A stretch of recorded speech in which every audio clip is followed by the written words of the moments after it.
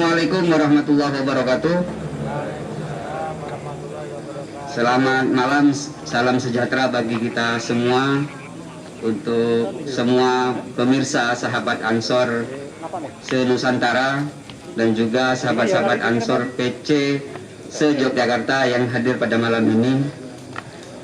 Kami dari pengurus wilayah Gerakan Pemuda Ansor Daerah Istimewa Yogyakarta pada podcast 87 jam menuju 87 tahun Gerakan Pemuda Ansor 24 April 2021.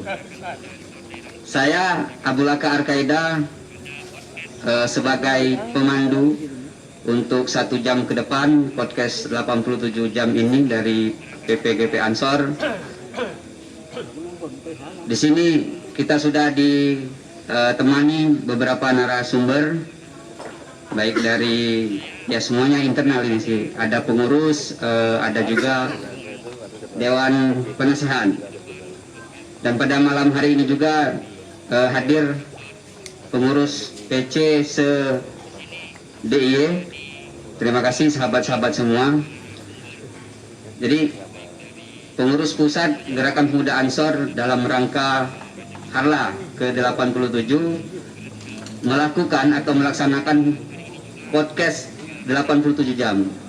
Dan malam kedua ini PW kebagian ya di malam kedua, dan kita diurutkan ke berapa. Nah, di sini sudah hadir ada Bapak Bupati kita, Dr. Andes Haji Abdul Halim sebagai Bupati dan juga penasihat dari PC Ansor Kabupaten Bantul. Dan di samping Pak Bupati juga ada Muhammad Syaifuddin Al-Ghazali sebagai Ketua PW Ansor DIY. Dan di sampingnya lagi ada Muhammad atau sahabat Muhammad Ulinuha yang sering dipanggil Gus Ulin, dan beliau sebagai Wakil Ketua Bidang LBH Hukum ya, yang dianggap juga sebagai pengacara yang sudah melalang lintang malang buana se-Nusantara bahkan luar negeri juga. Amin. Dan di samping kita di sini ada sahabat Abdul Muiz atau dipanggil Kang Muiz sebagai entrepreneur atau pengusaha multi talenta. Ini yang perlu kita bertegas. Karena di umur masih sangat muda ini sudah mendirikan beberapa usaha. Terakhir saya podcast dengan beliau ini sudah 8 perusahaan yang didirikan. Mungkin itu yang sukses, yang nggak sukses mungkin nggak dihitung mungkin ya. Lebih banyak mungkin. Nah, di sini beliau juga sebagai pengurus ya, wakil sekretaris bidang pemberdayaan ekonomi. Dan alhamdulillah malam ini kita akan membicarakan sebuah tema ya, memang kalau Jogja ini identik agak serius sedikit ya dibandingkan PWW yang lain kan. Jadi ya lumayan berat sih temanya ini. Di sini ada tema yang sudah disepakati, moderasi kemandirian Ansor, sebuah keniscayaan di era kolaborasi. Nah, ini nanti akan dibahas karena di beberapa PW sudah podcast memang ada beberapa bentuknya seminar, ada yang ngobrol santai, dan hari ini kita dalam konsep ngobrol santai angkringan khas Jogja gitu. Nah, di sini kita akan ngobrol santai bahwa berbicara moderasi 2017 memang di Indonesia bahwa berbicara moderasi, terutama moderasi beragama, itu sangat santer sekali. Dan hari ini kita coba breakdown dalam sebuah moderasi kemandirian Ansor DIY itu kan. Di era kolaborasi ini adalah suatu keniscayaan. Bagaimana nanti ketika Ansor untuk memperkuat secara kelembagaan, dan nanti akan di breakdown dalam bidang hukum dan pemberdayaan ekonomi. Nah, maka malam ini kita akan bahas, sebelum nanti kita masuk ke pemateri, kita minta sambutan dulu dari Ketua PW Ansor. Kami persilakan. Semua ingin menyapa sahabat Ketua Umum Gus Yakut yang malam hari ini pasti juga ikut menyaksikan jalannya live kita, sahabat-sahabat pimpinan pusat, sahabat-sahabat pimpinan Satkornas, dan sahabat-sahabat PW se-Nusantara tentunya yang kami cintai dan kami banggakan. Hadir di malam hari ini kami semua bersama pimpinan wilayah Gerakan Muda Ansor daerah Istimewa Yogyakarta, juga sahabat salah satu penasihat Ansor yang hari ini mendapatkan mandat sebagai Bupati Bantul, sahabat atau lebih tepatnya hari ini saya memanggilnya jadi Bapak karena sudah ada jabatan tertentu kan begitu, Bapak Abdul Halim Muslih. Kita biasa memanggil Pak Halim. Ini sahabat kita juga di lapangan beberapa waktu yang lalu, yang hari ini kemudian mendapatkan mandat sebagai Bupati Bantul. Bersama sahabat-sahabat pimpinan wilayah, ada sahabat Gus Ulin sebelah kanan saya. Kalau tadi Gus bilang ini advokat tingkat nasional sudah sampai negeri jiran ya, ini minimal sudah sampai perbatasan lah kira-kira seperti itu kan. Kemudian saya juga ditemani, ini nanti juga akan ada gelombang besar untuk mengamankan konstitusi ke depan, sehingga LBH Ansor akan kembali, akan mendapat ruang baru untuk bangkit lagi seiring dengan Grade A LBH Ansor DE yang pernah dicapai pada tahun 2000 berapa itu Gus? 2015-2017 LBH Ansor kita sampai sudah mendapatkan Grade A. Karena hari ini sistem yang ada di pusat kemudian mengharuskan berdiri LBH Ansor tingkat pusat, dan itu menginduk sampai kita semua menginduk sampai ke daerah, maka kita akan menyusun LBH yang baru di tingkat PW Ansor DIY ini. Mohon doa restunya sahabat-sahabat semua. Kemudian saya ditemani oleh wirausaha multitalenta tadi ya. Wow, host kita ini memang ngeri nih. Host kita ini sudah lulusan PKL Alimdad, dia kader sejati Ansor. Saya sebagai jaminannya ini. Bukan administrasi, karena beliau dari PMI, kita akui pendidikan dasarnya, kemudian masuk di PKL Ansor tahun 2000 berapa mas? 2019 di Pondok Al-Imdad. Kemudian ada sahabat Abdul Muiz yang tadi sudah disebutkan, wirausaha multitalenta ini kita nanti akan mohonkan arahan dan celoteannya yang suka bikin merinding kira-kira, karena bicara angka tapi belum ada kelihatan duitnya. Jadi merindingnya di situ, angkanya sudah besar, duitnya belum kelihatan. Insya Allah di periode ini akan kelihatan.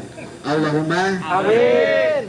Sahabat-sahabat semua, di depan kita juga ada Auden, terdiri dari sahabat-sahabat PW Ansor yang tidak bisa saya sebutkan satu persatu. Sahabat-sahabat dari Satkorwil, ada Kasat Korwil juga hadir beserta jajarannya. Sahabat-sahabat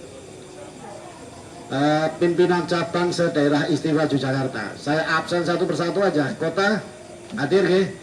Hadir kota, kemudian Gunung Kidul hadir, Sleman hadir, lengkap, alhamdulillah. Kemudian Bantul hadir, hadir. Kemudian satu lagi mana? Kulon Progo hadir, alhamdulillahirobbilalamin. Yang terakhir memang belum keluar SK-nya, jadi agak lupa dikit. Alhamdulillah kita semua sudah menyelenggarakan konferensi dan alhamdulillah sudah mengajukan SK. Tinggal kita nanti kita jadwal untuk pelantikan pasca Idul Fitri di bulan Syawal ini. Kita akan menggelar pelantikan satu persatu masing-masing cabang untuk menghiasi awalan sahabat-sahabat berkhidmat di Ansor. Dan insya Allah saya pastikan SK pasti turun. Ini saya pastikan karena saya sudah mendapatkan izin dari Sekjen dan Gusmen, kira-kira seperti itu. Sahabat-sahabat semua, kita sengaja membuat acara obrolan angkring khas Jogja ini sebagai momentum, dan ini tempatnya di Kampung Mataraman, punyaan Bapak Lurah Pak Wahyudi. Sudah hadir ya Pak Lurah, sudah rawuh ya Pak Lurah. Nanti kita mohonkan sambutan barang hanya 5 menit, tapi ini mengenai karena beliau juga kader Ansor, lulusan dari kepengurusan sahabat Nusron Wahid. Betul ya Pak Lurah ya? Dan hari ini komitmennya kepada Ansor insya Allah luar biasa. Terbukti pagi yang semua lenggah Nanti pasti ada minum dan pasti ada makanan. Cuman belum turun aja ini. Atau sudah disediakan tinggal mengambil sendiri. Nah, ini adalah desa binaan beliau dan ini adalah usaha dari BUMDes ya, BUMDes milik Desa Bangunharjo berupa Kampung Mataraman. Dan yang patut dicatat, kita pernah bersama Ketua Umum Gus Yakut untuk ngopi bareng di sini, full tim waktu itu. Jadi ini sudah dirasakan income tertinggi untuk desa dan ini menjadi desa teladan di seluruh daerah istimewa Yogyakarta. Allahumma amin. Sahabat-sahabat semua, kita punya komitmen tinggi untuk membangun kemandirian organisasi. Dan daerah istimewa Yogyakarta ini, kalau kita lihat secara geografis, kota ini terlalu kecil sehingga perlu ada sinergisitas kekuatan dari desa mengepung kota. Karena itu kita mengambil tema tempatnya di sini, konsep Ansor membangun kader dari desa mengepung kota. Siap ya? Siap. Nah, inilah kemudian komitmen itu akan kita jaga bersama. Kemandirian organisasi menjadi sebuah keniscayaan kalau kita tidak bisa bergerak bersama-sama. Maka karena itu kita hadirkan narasumber yang handal tadi, advokat kita yang handal, wirausaha kita yang handal. Ini terkait soal hukum, terkait soal ekonomi, dan kita hadirkan Bapak Bupati kita yang kader Ansor. Ini terkait soal politik.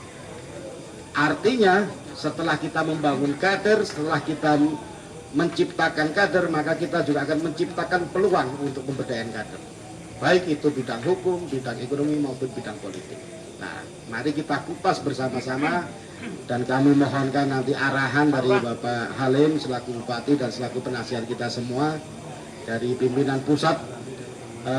Nanti juga kalau memungkinkan bisa masuk bersama-sama dengan kita, memberi arahan juga kita persilakan.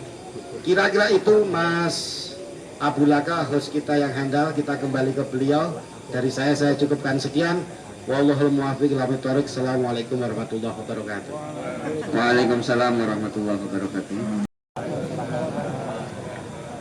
Alhamdulillah wa syukrulillah, salatu wassalamu ala rasulillah amma ba'da. Yang kami hormati Bapak Bupati Bantul, yang kami hormati sahabat Ketua DPW Ansor Daerah Istimewa Yogyakarta dan sahabat-sahabat sekalian,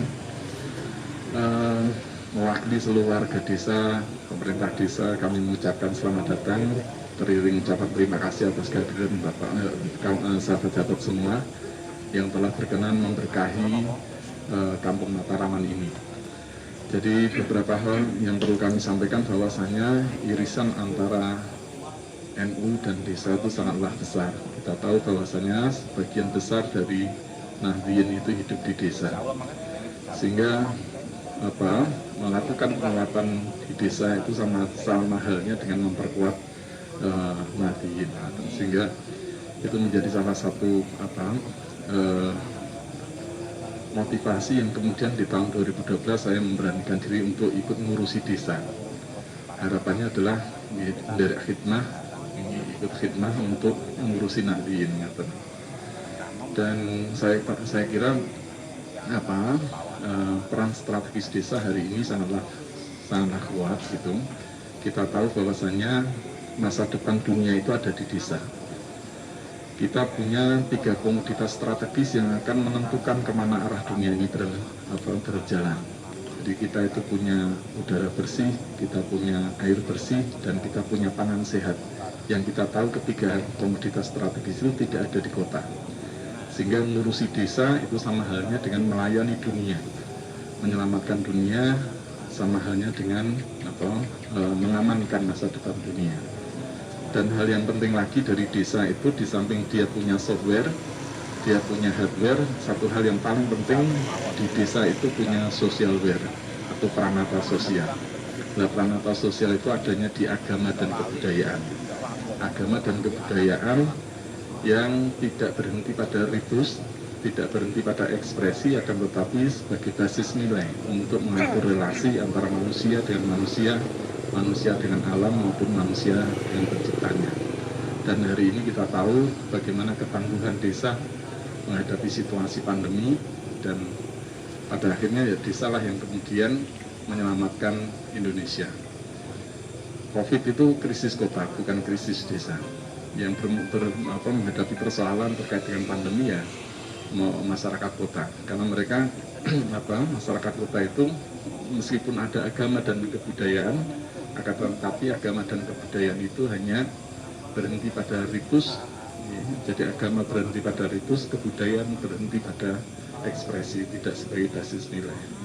Sehingga penting bagi kader-kader Ansor untuk bergerak bersama untuk mengamankan masa depan dunia dengan mendorong kader-kader Ansor untuk ikut menjadikan desa itu sebagai arena demokratisasi politik maupun ekonomi ekonomi lokal. Gitu. Kira-kira sih itu, dan kita tahu hari ini ada arus besar dari anak-anak muda, ya harus kita sebut dari sebagian dari Wahabi di beberapa daerah itu sudah menjadikan desa sebagai sebagai arena untuk perebutan politik, sehingga penting sekali lagi bagi kader-kader Ansor untuk ketika ada kesempatan ikut ngurusi desa, karena itu menjadi bagian dari upaya kita untuk ngurusi umat. Kinten-kinten itu sekali lagi kami mengucapkan terima kasih atas kehadiran sahabat-sahabat semua, Pak Bupati, Ketua PW Ansor dan sahabat-sahabat semua. Mohon maaf atas segala kekurangan dan kekhilafan. Akhirnya wallahu muwaffiq ila aqwamit thoriq. Assalamualaikum warahmatullahi wabarakatuh. Ketua Saifuddin Ghazali dan seluruh pengurus pimpinan wilayah Gerakan Pemuda Ansor Daerah Istimewa Yogyakarta, pimpinan cabang dan sahabat-sahabat semuanya, saya turut terhormat bisa hadir dan bergabung bersama para pimpinan wilayah dan pimpinan cabang sebuah organisasi terbesar sedunia, yaitu Gerakan Pemuda Ansor, terbesar sedunia dan akhirat. Adalah satu kehormatan besar bagi Ansor yang memiliki jumlah anggota demikian besar karena dipercaya. Tetapi kepercayaan ini bukanlah hanya sebuah kehormatan saja, tetapi juga beban yang besar di pundak pimpinan Ansor, baik tingkat pusat, wilayah, cabang, anak cabang, ranting, anak ranting. Karena kepercayaan itu segalanya. Saya teringat Ngarso Dalem Sri Sultan Hamengkubuwono ke-9 itu pernah mengatakan begini, kehilangan harta benda itu tidak seberapa. Kehilangan nyawa itu hanya kehilangan separuh yang kita miliki.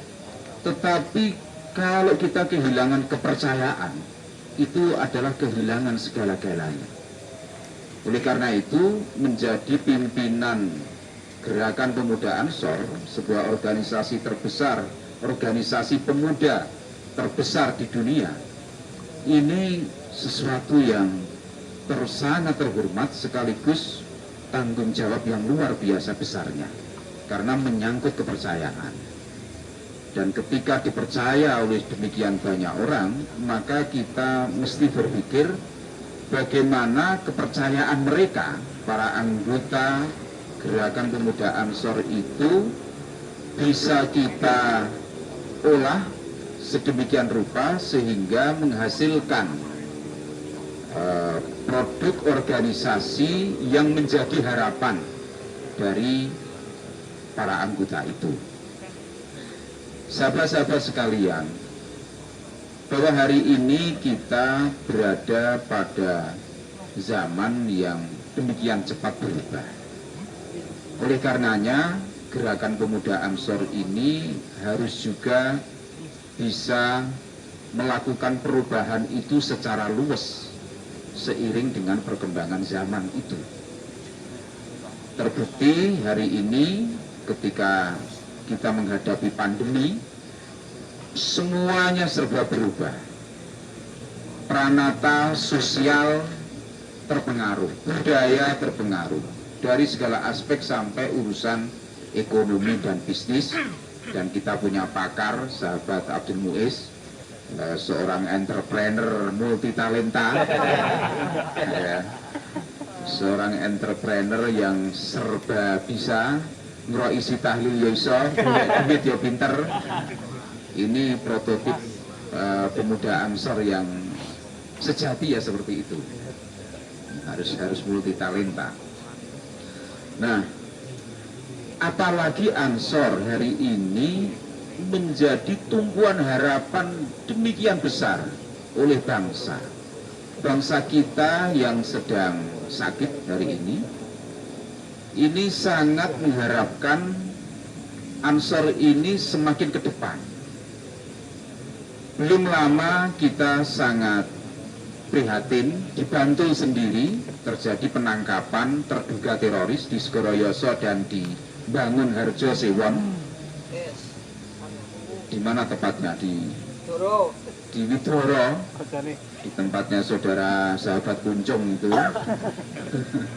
Itu tidak ternyana-nyana, tidak terduga-duga, ternyata di situ ada terduga teroris di lingkungan warga Nahdiyin, di lingkungan desa yang sistem sosial kemasyarakatannya itu sangat Nahdiyin. Demikian juga di Segoroyoso. Nah, apa yang sesungguhnya terjadi bahwa kita tidak tahu tetangga kita, orang terdekat kita itu terpapar virus ideologi yang demikian membahayakan bagi bangsa dan negara. Karena itu kita terperangah, kita terkejut. Apa yang selama ini kita perjuangkan, yaitu moderasi beragama, ini masih jauh dari hasil yang kita inginkan. Oleh karena itu kita mesti mengevaluasi strategi kita, bagaimana masyarakat kita, masyarakat Indonesia, daerah istimewa Yogyakarta, Kabupaten Bantul, Kota Sleman, Gunung Kidul, Kulon Progo, ini bisa menerima dakwah Islam yang mutawassit, Islam yang moderat yang dilakukan oleh sahabat-sahabat Ansor. Kita mesti berpikir keras bagaimana gerakan dakwah moderasi Islam ini bisa efektif dan efisien sampai kepada masyarakat yang ukurannya adalah tidak ada lagi pikiran radikal, apalagi tindakan terorisme. Nah, oleh karena itu kita mesti harus menjalin hubungan yang solid dengan semua pihak, dengan aparat keamanan, dengan lembaga-lembaga yang ada dan stakeholder yang ada, yang dipelopori oleh Ansor dengan skema perjuangan yang Ansor ini harus memiliki kurikulum yang efektif untuk memerangi pikiran radikal dan gerakan terorisme itu. Ini harus menjadi pelopor yang terdepan. Saya ya sebagai kader Ansor ya insya Allah sedikit banyak ini terus melakukan, termasuk hari ini saya melakukan tarling di mana-mana. Tema besar yang saya bawa adalah moderasi beragama. Sekuat tenaga sekuat pikiran dan tenaga yang saya punya, saya terus menjelaskan kepada ASN kita, kepada aparat keamanan dan kepada masyarakat. Karena saya merasa punya tanggung jawab karena saya menjadi bagian dari gerakan pemuda Ansor. Sahabat-sahabat sekalian yang saya hormati, tentu saja di tengah perjuangan kita yang keras dan berat ini, kita tentu juga harus membangun kemandirian kita. karena menjadi orang fakir ini juga berbahaya gitu. Maka apa ya, gerakan entrepreneurship Ansor yang dimotori oleh sahabat Abdul Muiz ini perlu kita dukung habis-habisan, sehingga Ansor ini menjadi organisasi yang mandiri. Setelah mandiri, perjuangan untuk terlibat di dalam moderasi beragama di negara kita ini juga akan efektif, karena kita tidak tergantung oleh funding, kita mandiri, kita bisa berdiri secara tegak itu dengan kemandirian yang kita miliki. Oleh karena itu, antara kemandirian dan semangat perjuangan ini tidak bisa dipisahkan, seperti dua sisi dalam satu keping mata uang. Satu kita berjuang, yang satu kita harus mandiri.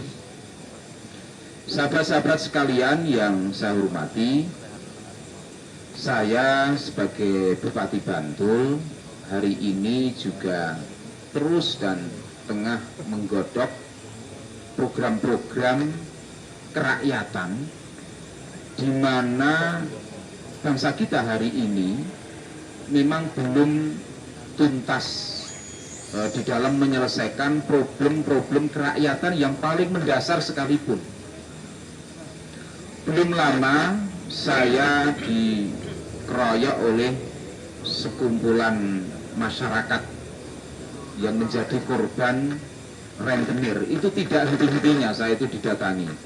Dan yang terakhir saya tanya, sampai NU jadi NU Pak kula niki.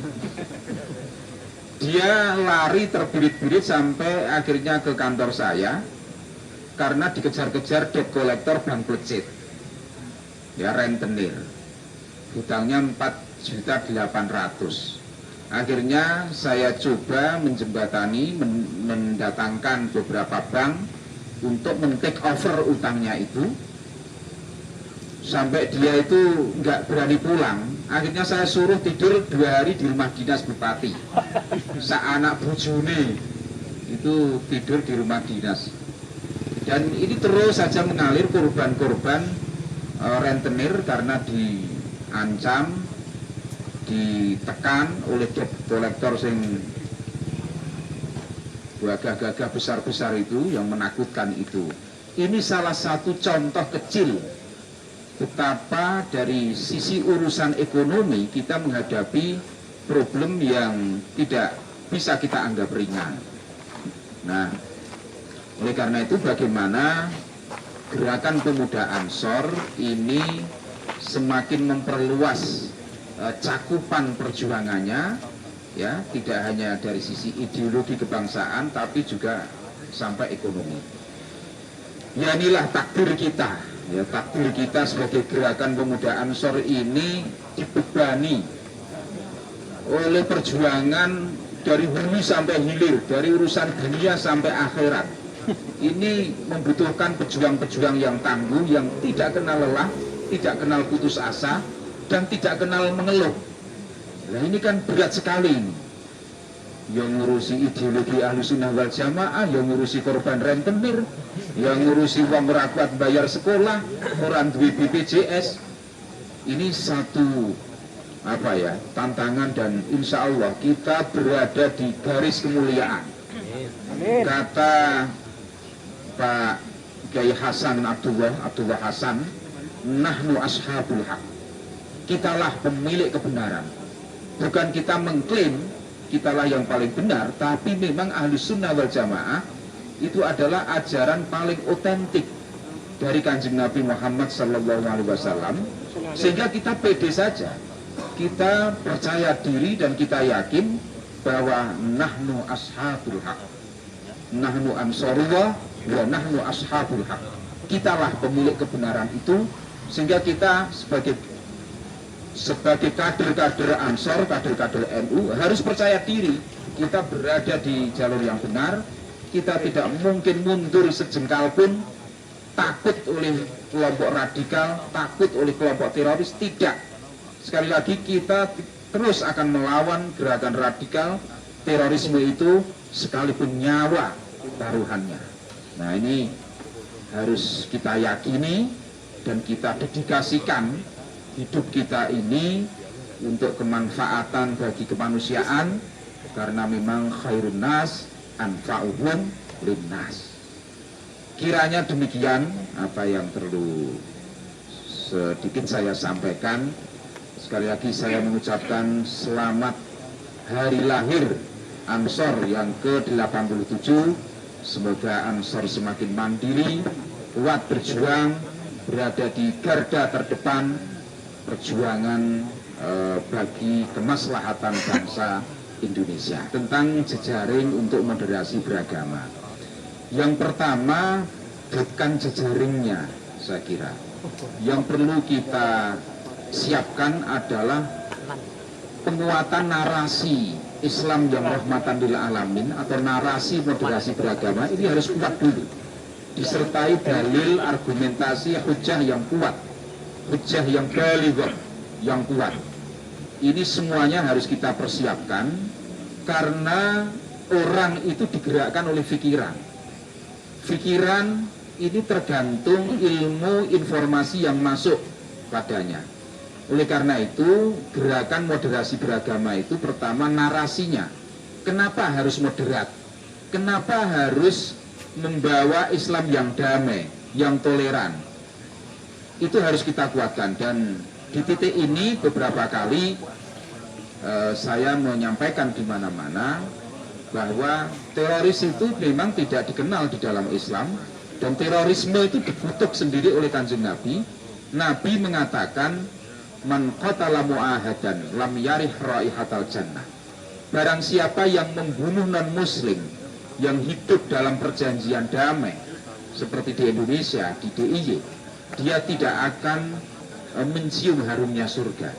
Jangankan kok masuk surga, mencium harum surga saja tidak. Sehingga sangat aneh jika para teroris itu di dalam melakukan tindakan terornya itu diniati amar ma'ruf nahi mungkar, jihad fisabilillah, sementara Kanjeng Nabi sendiri itu tidak mengakui. Nah, ini contoh bahwa ada sekian dalil ya yang harus kita kedepankan supaya umat Islam sendiri itu kembali ke jalan yang benar, tidak tersesat, tidak dicuci otaknya dengan dalil-dalil yang dipelintir oleh kelompok radikal itu. Nah, jadi ini yang saya maksud dengan penguatan narasi, bahwa moderasi Islam, Islam yang moderat dan toleransi itu adalah sunnah Rasul. Jadi toleransi itu sunnah Rasul, sementara kebinekaan itu sunnah Tuhan. Ini yang harus terus-menerus kita gaungkan, utamanya di umat Islam sendiri, agar umat Islam itu tidak dibajak atau tidak dikooptasi oleh orang-orang yang punya pikiran radikal. Satu itu. Lalu tentang politik, utamanya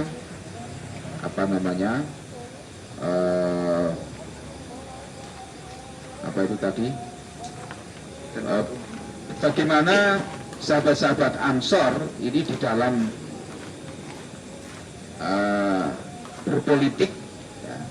Tentu saja kita harus kembali kepada khitoh kita sebagai warga NU, bahwa berpolitik itu harus diniati untuk membangun bangsa, untuk mencari solusi atas permasalahan bangsa.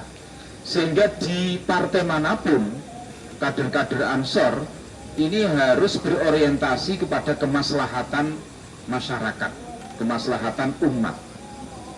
Bisa di PKB, di P3, di Golkar, di PDIP, ya, semuanya harus berorientasi kepada kemaslahatan umat. Sepanjang itu yang dipegang teguhi, itu tidak ada masalah. Dan tentu saja agenda Ahlussunnah wal Jamaah, agenda moderasi beragama dan kemaslahatan umat ini harus menjadi sangkan paraning politik warga Gerakan Pemuda Ansor. Kalau kita sudah mendengarkan dari paparan dari Pak Bupati, jadi sebenarnya ada banyak hal yang bisa kita lakukan dan bisa kita kolaborasikan, baik di sisi kemandirian organisasi untuk ekonominya maupun hukum. Ya, karena saya di sini tadi sama ketua itu sudah diberikan mandat untuk ngomong tentang kemandirian organisasi dari sisi hukum. Ini ada banyak hal gitu ya. Menarik sebetulnya tadi yang dikatakan oleh Pak Bupati itu. Jadi kalau di Bantul saja itu saya nggak tahu angka kemiskinan di Bantul sekarang berapa? 13,5%. Kemarin ketika saya sama Direktur Ketua itu untuk di acara stunting di Hotel Rosin Bantul, untuk angka stuntingnya masih di angka 22%. Gitu. Artinya ini agak linear dari angka kemiskinan kemudian berujung kepada ternyata juga berdampak pada pertumbuhan usia anak itu. Nah, dari sisi hukum ya Kang Abdulaka. Jadi Ansor ini kan sebenarnya udah, kalau tadi dikatakan sebagai organisasi yang besar di dunia, bahkan dunia akhirat gitu. Artinya SDM Ansor ini sangat banyak, sangat luar biasa. Nah, yang bicara dari yang berlatar belakang hukum pun saya pikir banyak. Saya bisa membayangkan kalau kemudian kita Ansor itu punya lembaga bantuan hukum gitu se-Indonesia. Saya pikir udah selesai itu faktor keadilan di Indonesia.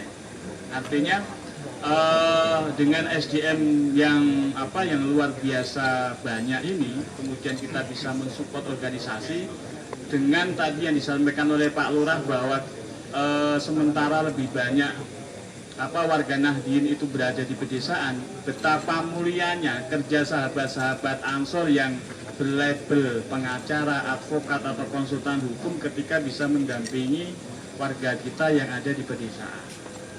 Nah, saya pikir kalau di Bantul nanti kalau kemudian PW itu pun LBH Ansornya ini sudah jalan, testimoni kita mungkin berangkat dari Bantul aja dulu lah, kira-kira begitu.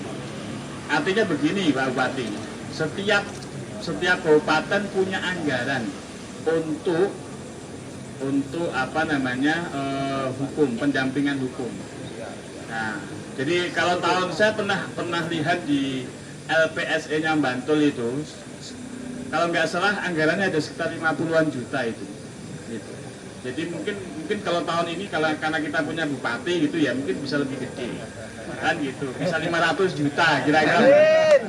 Nah, kalau kemudian ini digunakan untuk pendampingan warga NU, katakanlah nanti ya prioritasnya karena mungkin awalnya dari Bantul gitu, ya 50% Bantul, lainnya kita bagi-bagi lah untuk yang kabupaten-kabupaten lain. Saya pikir itu bisa gitu kan, tapi tetap prioritasnya tetap Bantul. Nah, langkah ke depan yang harus memang kita lakukan, mandat dari pengurus besar pimpinan pusat itu, bahwa LBH Ansor ini harus ada di setiap wilayah, minimal di setiap provinsi ada. Kalau tidak salah kemarin sudah ada sekitar 40-an ya ketua ya. Sudah ada 40-an, dan Jogja yang dulu pernah punya grade A, nanti akan kita coba hidupkan lagi. Artinya di tahun ini kita insya Allah sudah akan punya LBH Ansor lagi. Nah, mungkin awalnya adalah di pengurus di pimpinan wilayah terlebih dahulu, kemudian nanti untuk SDM-nya bisa kita hire sahabat-sahabat yang dari pimpinan cabang.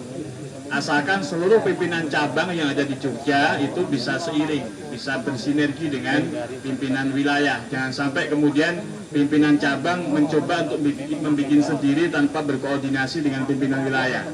Karena saya kemarin kayaknya gitu, ketua Sleman kayaknya mau bikin sendiri kayaknya, gitu kan. Kemudian kita stop itu, gitu. Mau bikin LBH Ansor sendiri pimpinan Sleman kayaknya, tanpa berkoordinasi. Nah, itu mungkin kalau kemudian nanti di kemandirian Bu sahabat Abdulaka, jadi nanti biar itu wilayahnya Kang Muiz, karena kalau saya menyerobot wilayahnya Kang Muiz, saya nanti bisa kena semburit sama Kang Muiz. Itu untuk apa, pengusaha multi talenta ini. Kalau berkaitan dengan database yang sebelum ini kita bahas tadi, kira-kira ada nggak berkaitan dengan bidang hukum? Yang dimaksud database apa? Sumber SDM-nya? Ya mungkin sumber SDM-nya dalam hal ini wilayah hukum berarti. Kalau sumber SDM-nya Jogja ini melimpah, sahabat. Jadi di Jogja ini stok advokat itu hampir tiap tahun mungkin kita lebih dari 100, karena hampir semua kampus kita ada. Gitu ya. Untuk aja yang belum punya fakultas hukum belum tidak. Tapi kalau tahun depan mungkin insya Allah kita bikin fakultas hukumnya. Tapi dari UII, UGM, kemudian apa yang lainnya ada, Jana Badr dan macam-macam. Jadi tidak, kalau untuk stok SDM lebih. Kalau kemudian bicara database persoalan, gitu ya, persoalan atau pendampingan hukum di Jogja, saya pikir juga sangat terbuka lebar. Misal tadi Pak Bupati mengatakan rentenir gitu aja, ngapain sih gitu kan? Itu kan sebenarnya Pak Bupati bisa aja mendelegasikan sahabat-sahabat Ansor gitu kan. Udah temuin aja itu rentenirnya gitu. Saya yakin kalau rentenirnya itu ketemu dengan sahabat Ansor yang tadi orangnya gede-gede gitu, takut kok paling gitu. Ketemu dengan ya, ketemu dengan Bansel aja udah ketakutan kan gitu. Jadi nanti ada apa, kita punya job sendiri. Jadi Bansel itu ada job. Jadi kalau dia punya DC, Bansel juga bisa pengamanan kalau untuk warga kita. Berarti gini Gus, ada semacam penekanan tadi kan lebih mempertegas pola manajemen internal lembaga Ansor dalam hal ini ya. Artinya kalau kita berbicara moderasi kemandirian, itu kan kita harus menjalin komunikasi di eksternal ya, jaringan di luar. Nah, dalam hal ini apa kira-kira bayangan Gus Ulin gitu kan, dalam hal ini sebagai LBH Ansor DIY gitu kan, implementasinya bagaimana sih nanti? Ya, dulu kita sudah pernah terdaftar di Kemenkumham ya. Jadi kalau untuk pendampingan atau advokasi masyarakat miskin, Kemenkumham itu sudah menganggarkan, dan itu anggarannya gede. Anggarannya gede, jadi satu perkara hukum aja itu kira-kira sekitar 5 jutaan gitu kan. Itu baru dari Kemenkumham. Kemudian dari yang tadi saya katakan, kalau kemudian pemerintah daerah punya keberpihakan kepada masyarakat rentan yang butuh pendampingan, saya pikir bisa. Di Jogja itu kita lagi juga aktif untuk pembentukan bantuan hukum yang non Kemenkumham, yang itu bisa di-hire atau bisa difasilitasi oleh pemerintah, baik itu pemerintah provinsi maupun pemerintah kabupaten. Sebetulnya itu sudah ada. Jadi kalau untuk masalah anggaran, saya pikir negara sudah bisa bertanggung jawab untuk pendampingan warga miskin ataupun warga-warga kita yang ada di pedesaan. Saya pikir itu bisa. Ya, sudah bisa. Nanti tinggal sekarang kan persoalannya kita mau lagi apa enggak, itu aja. Teman kalau sahabat-sahabat yang ada di punya background kayak gini, kita mau kembali untuk bergabung membangun sinergitas LBH ini agar bisa lebih bermanfaat. Ansor hadir di tengah masyarakat, melakukan pendampingan warga Nahdlatul Ulama yang ada di Yogyakarta. Itu aja kok. Kita sudah ada beberapa kan komunikasi, kemudian dengan institusi terkait, Kemenkumham, kemudian pemerintah daerah, pemerintah provinsi. Saya pikir dengan yang tadi dikatakan lintas, kita punya kawan-kawan sahabat-sahabat yang kebetulan jadi DPR kan bisa juga untuk mengadvokasi kepentingan warga kita. Sangat layak lah kira-kira begitu. Langkah pertama ya berarti kita mengaktifkan masing-masing PC. Ya, begitu kira-kira. Yang kami hormati dan kami muliakan Memarok sekaligus ulama kita, Bapak Haji Abdul Wahab Mesir dan Pak Lurah dan semua sahabat-sahabat yang kami hormati dan kami muliakan. Sebetulnya Pak Lurah ini jauh lebih di atas kami yang ada di BW GP Ansor, karena beliau sudah ada di tengah-tengah masyarakat dan kita masih ada di awang-awang. Jadi kata Pak Ketua tadi baru cerita tentang jumlah nolnya, tapi belum pernah pegang. Akan tapi karena ini mandat organisasi, maka izinkan kami untuk ikut menyampaikan beberapa hal terkait dengan kebijakan Gerakan Pemuda Ansor di daerah istimewa Yogyakarta. Berbicara tentang perekonomian, sebetulnya ini menjadi salah satu etos kerja atau etos warga Nahdliyin. Jadi ada yang namanya tasyirul afkar, ini berbicara tentang keulamaan atau kecendekiaan. Kemudian ada yang namanya nahdlatul tujar, ini berbicara tentang bagaimana pemberdayaan perekonomian, dan ada nahdlatul wathon. Dalam perkembangannya tentunya tidak diam saja warga Nahdliyin ini untuk menjalankan etos ketiganya. Kita pernah tahu pada tahun 1937 Ketua Tanfidh Muhammad Siddiq, Kiai Muhammad Siddiq waktu itu sudah mendirikan yang namanya Syirkah Mu'awana, Kiai Ahmad Siddiq. Kemudian tahun 1984 setelah Kriptoh, Kostor menandatangani kerjasama Bank Suma dengan menjadi Bank Musuma. Sampai hari ini saya pikir gerakan perekonomian tetap menggeliat di mana-mana. Hanya saja persoalannya ini belum bisa kita atur dalam sebuah manajemen yang sempurna. Jadi apalagi kita menghadapi era kolaborasi yang tadi dijelaskan menjadi tema besar kita pada malam hari ini. Tema kolaborasi ini tentu menjadi penting bagi gerakan pemuda Ansor yang memang memiliki kader yang sangat luar biasa jumlahnya. Ini menjadi tantangan tersendiri bagaimana kemudian di era kolaborasi ini mampu untuk kita jadikan input untuk pemberdayaan perekonomian. Jadi pemberdayaan itu bukan hanya sebuah partisipasi, tapi lebih kepada pemberian kekuasaan. Bagaimana kemudian orang yang lemah ini kita beri kewenangan, kita beri kekuasaan untuk mampu dan berdaya. Beberapa program yang sudah kita jalankan tentunya banyak persoalan-persoalan yang kita hadapi. Kita pernah mendirikan yang namanya minimarket. Banyak pelajaran di sana. Sampai hari ini masih secara aset masih utuh tapi tidak berkembang. Jadi jumlahnya masih sama dan barangnya masih sama tapi tidak berkembang. Kemudian di tengah-tengah ini kita coba untuk masuk ke eranya, era distributif. Kita bikin yang namanya platform ada Saka Grosir. Ini beli bisa pesan dari rumah. Cuma memang orang kita itu yang pakai handphone ternyata yang bisa menggunakannya itu juga terbatas. Jadi mau install saja itu pakai tanya ini nanti wifi-nya pakai mana. Mau pesan lewat WA kuotanya nggak ada dan seterusnya. Jadi problemnya sangat dasar. Sehingga ini mau kita mulai dari mana kemudian? Kita coba mulai dari beberapa hal terkait database tadi. Kenapa? Yang punya semangat juang itu sahabat-sahabat Banser. Dan ini jangan sampai kita jadikan objek. Sahabat-sahabat Banser harus kita jadikan subjek untuk pemberdayaan perekonomian. Di kepala kita masih sering bagaimana mencetak atribut, membuat kaos, kemudian yang beli kader sendiri dan seterusnya. Ini problem. Sehingga bayangan kita, kader kita ini hanya menjadi konsumen, bukan menjadi subjek, bukan menjadi produsen. Nah, ke depan bagaimana era kolaborasi ini, karena era kolaborasi itu penting dan menjadi nilai lebih untuk kita. Kenapa? Yang namanya sinergi, kolaborasi, itu rumusnya 1 tambah 1 sama dengan lebih dari 2. Jadi kalau sapu lidi, kalau 1 itu jadi tusuk gigi, tapi kalau dikumpulin jadi 1 itu bisa ngerontokin gigi. Itu sinergi.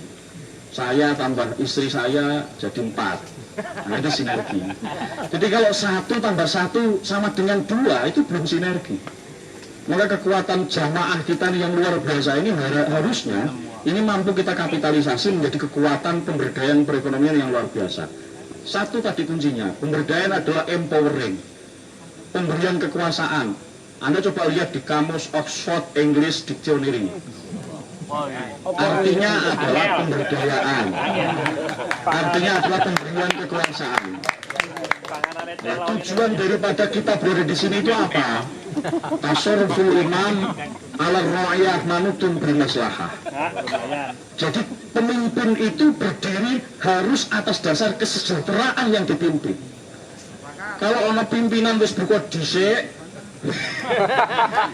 sing dipimpin durung buka, alhamdulillah mendali. Kulo tekane terlambat, dadi dukune kene. Masya Allah. Jadi saya pikir ini PR penting yang harus kita diskusikan secara serius. Saya membayangkan ke depan setelah Ramadan ini, bagaimana kemudian kelas-kelas entrepreneur ini bisa kita jalankan di PC-PC masing-masing. Satu kelas 30 orang cukup, marginnya 10%. 10 yang jadi 3 orang saja, itu sudah bisa mengurangi angka kemiskinan di Indonesia. Saya mengelola 67 karyawan di satu perusahaan. Satu bulannya mereka digaji 2 juta misalnya. Nek gaji uang berarti wes 120 juta gaji uang per bulan. Itu kalau satu. Bayangkan kalau semua yang ada di sini bisa mengelola 20 karyawan saja.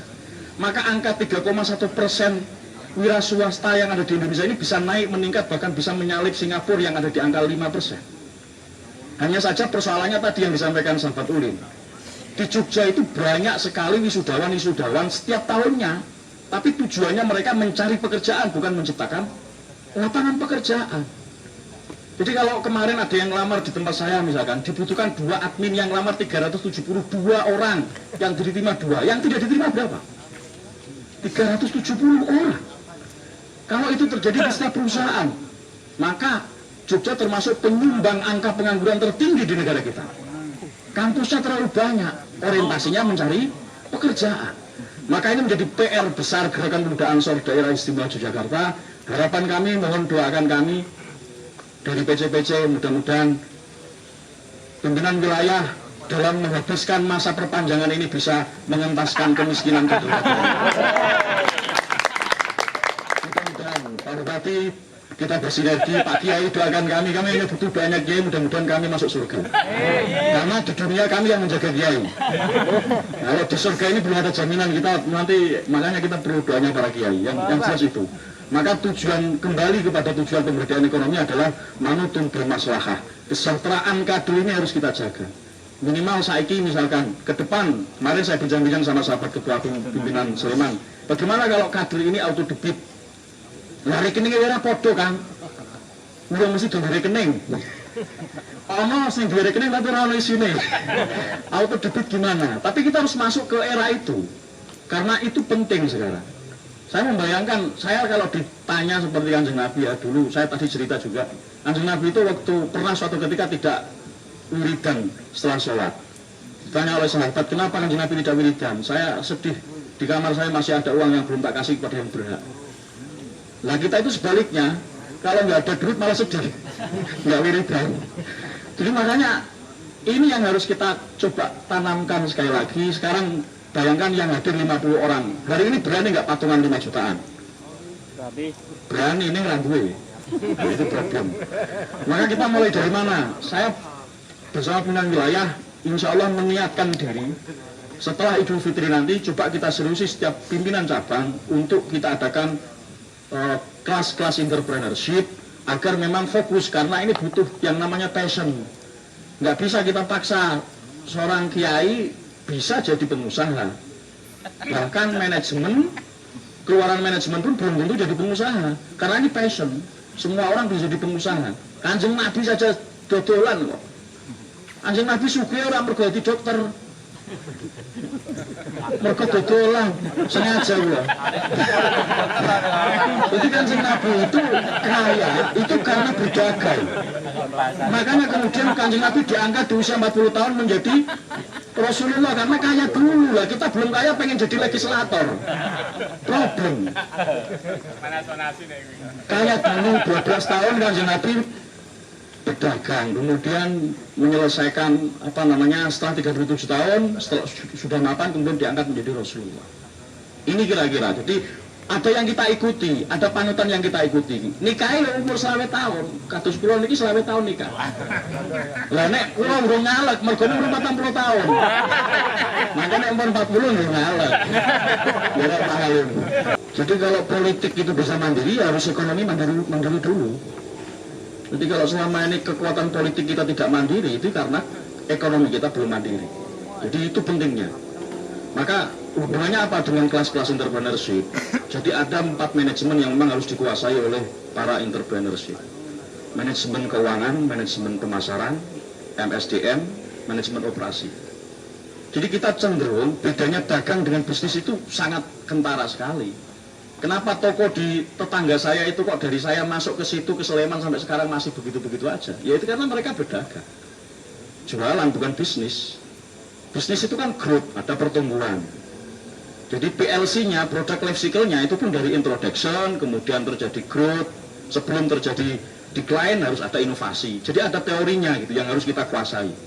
Lah bagaimana kemudian manajemen keuangan menata itu? Ya harus tahu bahwa bedanya uang ini untuk beli susu anaknya sama ini uang modal itu harus dipisahkan.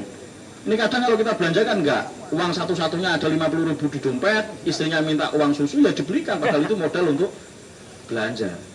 Lah ini kadang kita yang problem pemasarannya bagaimana? Kadang kita tidak memetakan antara demand dan supply. Jadi kadang ada orang pernah datang ke tempat saya, misalkan tanya begini, Pak, ajarkan saya pemasarannya. Pemasarannya sudah kita bongkar, tapi ternyata apa? Demand supply-nya tidak mencukupi. Itu karena permintaannya tinggi sehingga produksinya harus mengikuti, yang gitu.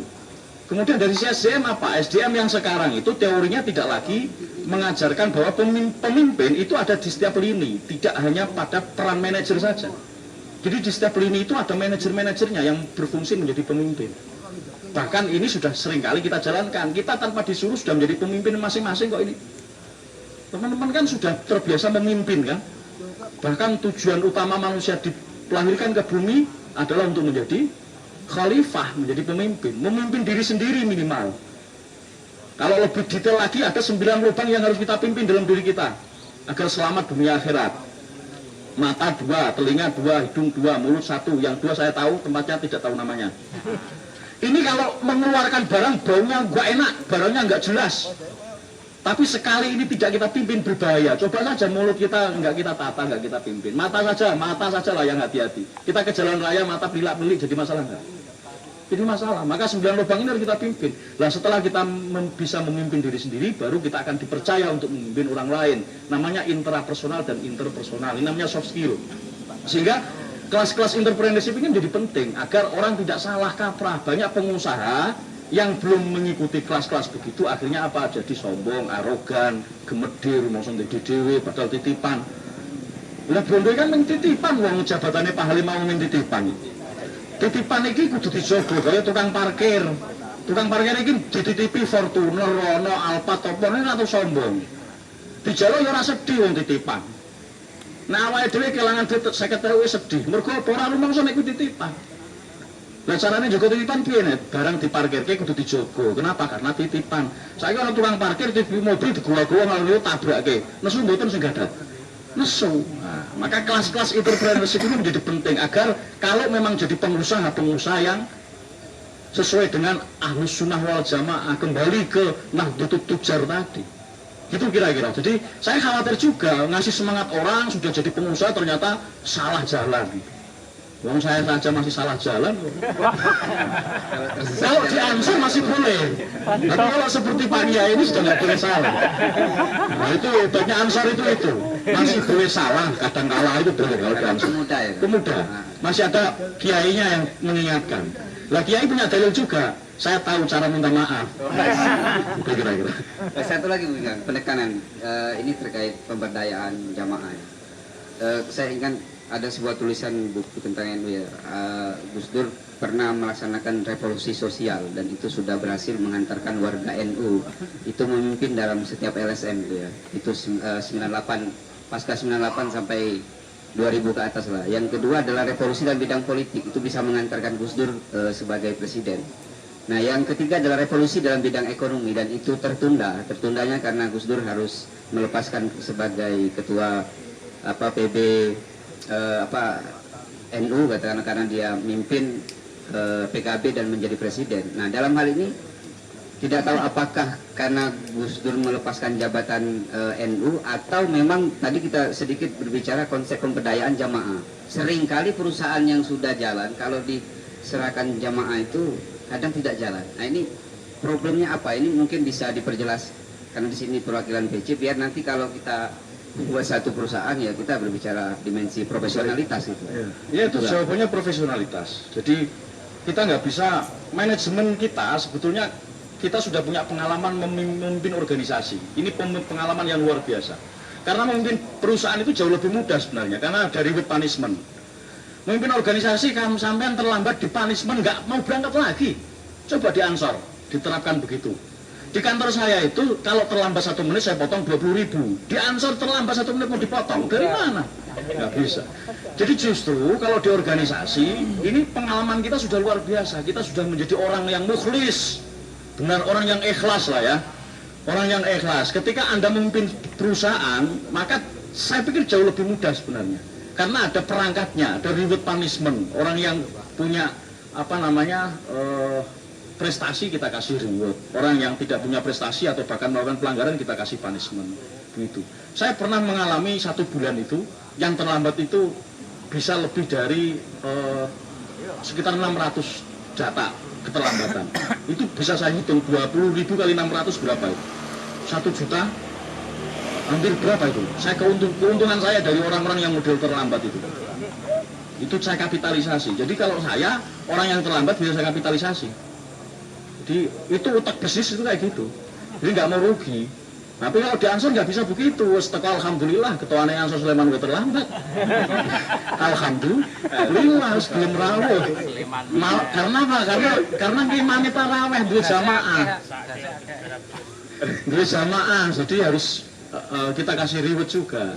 Nah sekarang problemnya begitu, profesionalisme menjadi penting, sehingga aturan-aturan yang ada ini kemudian bahkan kalau kita melihat yayasan saja, yayasan itu kan izinnya mekanismenya agak berbeda dengan perusahaan PT ya. Kalau PT pemegang saham yang punya suara kan, saya sewaktu-waktu bisa dicopot jadi direktur oleh pemegang saham ketika saham saya dibeli oleh orang lain. Tapi kalau koperasi nggak bisa, koperasi one man one vote, 1 suara 1 kebijakan. Nah, CV beda lagi. CV ini tergantung siapa yang punya, karena ini perseorangan. Saya punya CV, seumur hidup direkturnya saya nggak apa-apa. Jadi kalau pengen nggak mau diganti, itu ya jadi mendirikan CV kan gitu. Jadi selamanya akan menjadi direktur utama. Yayasan beda lagi. Tapi masing-masing punya mekanisme, punya aturan main gitu, yang sudah ada di situ, sehingga enak nanti cara menjalankannya. Jadi saya pikir kalau bisnis harus dikelola profesional. Syukur kader kita yang profesional bisa masuk di situ. Tapi jangan asal diserahkan, yang penting kader dewe. Saya pikir nggak akan jalan. Jadi harus meng-hire orang profesional. Lah nanti ketua itu sebagai ex officio menjadi komisaris utama. Nah itu pelaksananya itu harus orang yang profesional. Jadi ojo tukang ngaji, ya apik tukang ngaji iki. Nek kon ngelola bank urung mesti iso. Tukang tahlil urung mesti iso. Lah nanti pelan-pelan kita sambil berdayakan kader kita untuk masuk menjadi bagian, lama-kelamaan ketika karirnya sudah mencapai pada puncaknya ya akan berganti kepada kader kita. Saya pikir itu sahabat Abdullah.